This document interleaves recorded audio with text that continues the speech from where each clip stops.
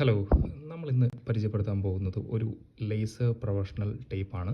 നിങ്ങളുടെ വർക്കിൻ്റെ ഇടയിൽ ഒത്തിരി മെഷർമെൻറ്റ്സും കാര്യങ്ങളൊക്കെ എടുക്കുന്ന ആളുകളാണെങ്കിൽ നമ്മുടെ ഓർഡിനറി ടേപ്പ് കൊണ്ട് നിങ്ങൾ മടുത്തിട്ടുണ്ടെങ്കിൽ നിങ്ങൾക്ക് തീർച്ചയായിട്ടും ട്രൈ ചെയ്ത് നോക്കാവുന്ന ഒരു പ്രൊഡക്റ്റാണ്. നിങ്ങൾ ഒരുപാട് പേർക്കൊക്കെ അറിയായിരിക്കും ഈ ഒരു പ്രൊഡക്റ്റിനെ കുറിച്ച്. ബോഷിൻ്റെ ഒരു പ്രൊഫഷണൽ ലേസർ ടേപ്പാണിത്.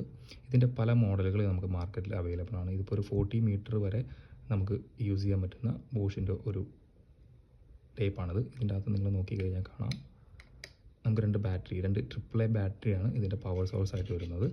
ഓക്കെ, ഞാൻ ജസ്റ്റ് ഇത് ഓണാക്കി കാണിക്കാം.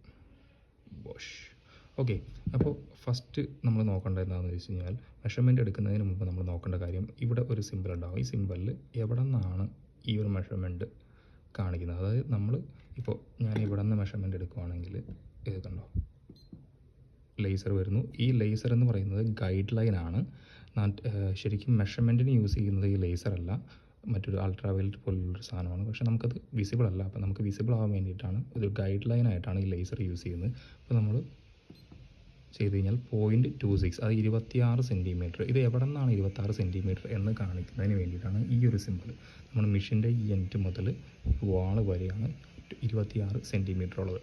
നമുക്ക് അപ്പോൾ ഇതിനകത്ത് കുറേ ഫങ്ഷൻസും കാര്യങ്ങളൊക്കെ ഉണ്ട്. നമ്മളിപ്പോൾ ഇതിൽ ഞെക്കി പിടിച്ച് കഴിഞ്ഞാൽ നമുക്കറിയാം ഫങ്ഷൻസൊക്കെ ഉണ്ടോ, ഒരുപാട് ഫങ്ഷൻസ് ഉള്ള ഒരു സാധനം. ഇതിപ്പോൾ ഓഫ് ചെയ്യാനാണ്, ഓൺ ചെയ്തു.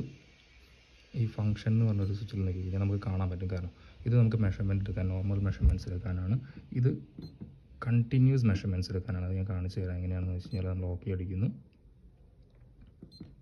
ഇപ്പോൾ ഇവിടെ സിമ്പിൾ മാറിയിട്ടുണ്ട്, കണ്ടിന്യൂസ് മെഷർമെൻ്റ് ആണ്. ഇപ്പോൾ ഞാനിത് നീക്കുന്നതനുസരിച്ച് കണ്ടോ മെഷർമെൻറ്റിൽ വ്യത്യാസം വരും. അപ്പോൾ നിങ്ങൾക്ക് കറക്റ്റ് ഒരു 0.4 എന്ന് പറയുന്നൊരു സംഭവം വേണമെന്നുണ്ടെങ്കിൽ ഇതിങ്ങനെ നീക്കി അഡ്ജസ്റ്റ് ചെയ്യാവുന്നതാണ്. അതിന് വേണ്ടിയിട്ടാണ് ഈ ഒരു മോഡ്. പിന്നെ ഉള്ളതെന്ന് വെച്ച് കഴിഞ്ഞാൽ ഇത് സ്ക്വയർ. ഇപ്പോൾ നമുക്കൊരു റൂമിൻ്റെ M² എടുക്കണമെന്നുണ്ടെങ്കിൽ ഇത് ഓക്കെ അടിക്കുക, നിങ്ങൾക്ക് രണ്ട് മെഷർമെൻറ്റ് വരുന്നുണ്ടോ.